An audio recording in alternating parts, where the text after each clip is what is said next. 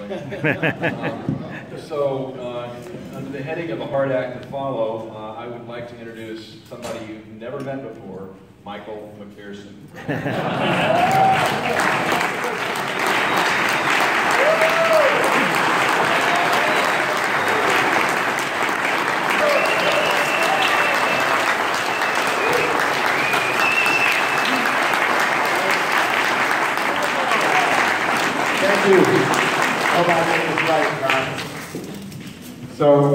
Thank you, everyone. Thank you for being here. I just have a few comments. I'm not even sure what I'm going to say, so I apologize for that. Okay, all right. So, first thing, I want to thank everyone for being here, and I want us to think about exactly who is here.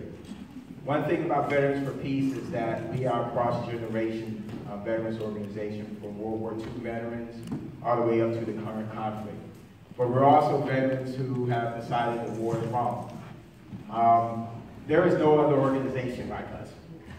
Right. There is at least one other organization that believes war is wrong and works very closely with us, but they're not cross-generational like we are.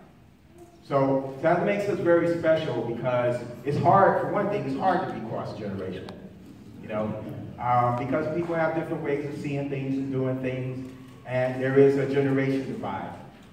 One of the things about working for peace is to bridge divides. That's a real tough divide to bridge, but Veterans for Peace is doing that. Obviously, working for peace, I mean, just look at what we were talking about just this morning, when we're talking about Islamophobia, and we're talking about hate. There's no other veteran organization other than Iraq Veterans Against the War that are going to talk about those two things. So we are a very special organization, and we need to remember that. And continue to work on those things that are very hard, because that's one of the things that makes us very special. But it's hard. And so I know a lot of us don't really want to work on it, but we must work on that. The other thing that is different about us is that we have military families that are part of our organization. And no other veterans organization has military families who are brave enough to speak out against wars and work for peace. That makes us very special. And we have associate members who we understand we need in order to support our work. And so there's another reason why our organization is very special. So we are working to bridge many divides, because I think we understand, once again, that if you're going to work for peace, you have to bridge divides. I mean, that's the only way that you're going to bring peace about. Every year we gather like we are gathering today. And once again, there's no other organization that comes together like we do and talk about the issues that we talk about. And we talk about very serious issues. We talk about death, but we also talk about how to preserve life. And this gathering has people who are directly impacted by U.S. foreign policy to speak to us, like, for example, from Okinawa. Once again, that's very special, and there is another organization who would do that. That would be Iraq Veterans Against the War, but that's the only two, us and them, that would do that. And I don't know of any other organization other than Iraq Veterans Against the War, VFP. I was going to bring them up. Just now, because this is something that VFP does as well, and Veterans for Peace is bring together former combatants, people who have fought each other, to talk about the past war and how we can work together for peace. There's no other veterans organizations that do that. That's a very special thing, once again, trying to bridge divides and look for a new way to move forward. So what I want to do at this point is ask all of us to give yourselves and each other a hand for being the kind of organization that will do something like that. Yay!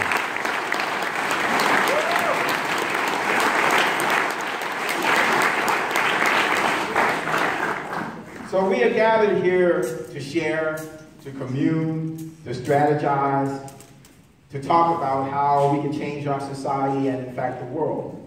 because if we're going to have peace, it's not just peace here, peace at home, it's also peace abroad. So we are talking about how to change the world. And when many times, traditionally, when people in the peace movement think about peace, they think about peace abroad. Once again, you can't have peace abroad, really, if you're not figuring out how to bring peace here at home. And we also are gathered here because we believe peace is possible. I mean, I don't spend the amount of time on anything to try to bring it about if I don't believe it can happen. And I spend a lot of time on Veterans for Peace. And I feel like most of you spend a lot of time on Veterans for Peace. So we believe peace is possible, and part of the reason we're here is because we believe that, but also because we want to help other people understand that peace is possible so that we can actually bring about that peace. Barry talked a little bit about the fact that, and this convention is about this, about climate, about the environment, and climate change, and how the Pentagon has realized that this is a threat to U.S. security, and we realize it's not necessarily a threat to U.S. security, it's a threat to world security, which obviously means it's a threat to U.S. security. And also how poverty is a threat to U.S. security, and once again to world security. And we also know that war is.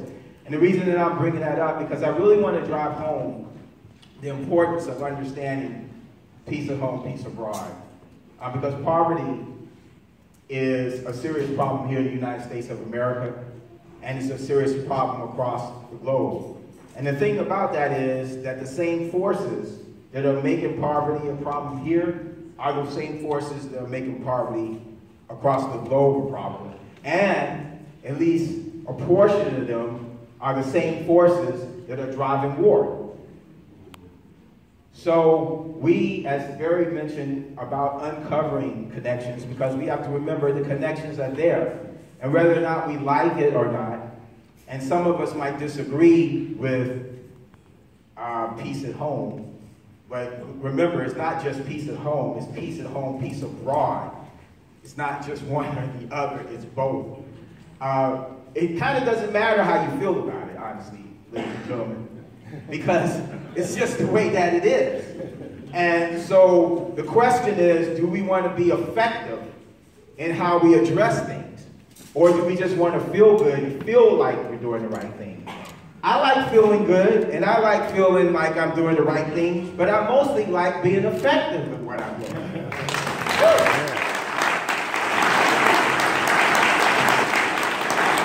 And the thing is, and this is really important, that as we're in solidarity with people, and I want people to understand, when you look at the business meeting, I'm going to talk about our work has not changed. And when we go through what our work is, you will see that we're not trying to be leaders on these other issues, because we can't be. The Movement for Black Lives doesn't want a predominantly white organization to try to lead it, right? That's not the issue.